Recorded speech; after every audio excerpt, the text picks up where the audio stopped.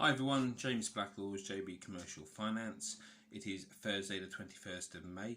Apologies, it seems a bit overcast today. Yesterday I couldn't stop the sunlight rushing in, but there you go. A couple of updates with regard to the government loan schemes. 6 new lenders have been approved to the CBILS loan scheme. For those of you who don't know, that's the Corona Business Interruption Loan Scheme for loans £50,000 up to £5 million, with an 80% guarantee from the government backing it.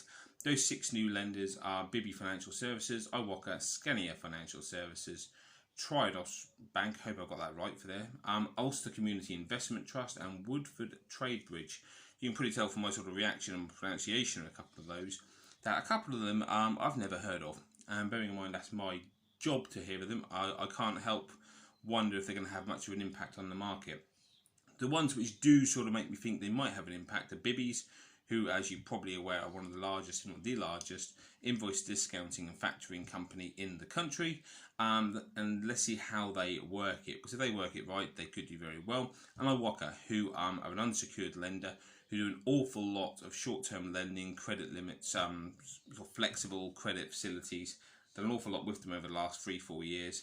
And generally been very good customer service wise. I've seen their pricing for this particular product. It seems to be very reasonable, sits in along with the likes of the funding circles matrices as well.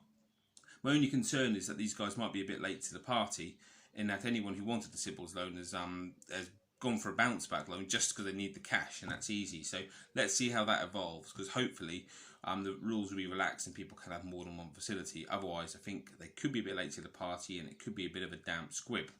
Also, I just want to make one comment about the bounce back loan. I made a post yesterday and a video yesterday about how it's amazing that 460 something thousand applications have been successful at a success rate of 80%, 14 billion quid. It appears that a lot of people weren't happy with that, and instead focused on the fact that 20% of cases haven't been approved as yet or have been declined. And in typical journalism fashion, that's what the Telegraph have gone with today. Rather than celebrating 14 billion lent under the scheme in 2.5 weeks, they're reporting that a fifth of applications have yet to be approved, which is 120,000, which fits in with the figures I gave yesterday. At HSBC, apparently, a third of them have yet to be approved. And that's the key thing, yet to be approved. Not declined, yet to be approved. And I think the reason for that really is twofold. First of all, HSBC are the biggest bank in the country, so they've got more to deal with than anyone else. And secondly, they were the only bank, you may recall, who were accepting applications from non-bank clients. So Barclays were only accepting applications from Barclays clients, NatWest from NatWest clients, etc.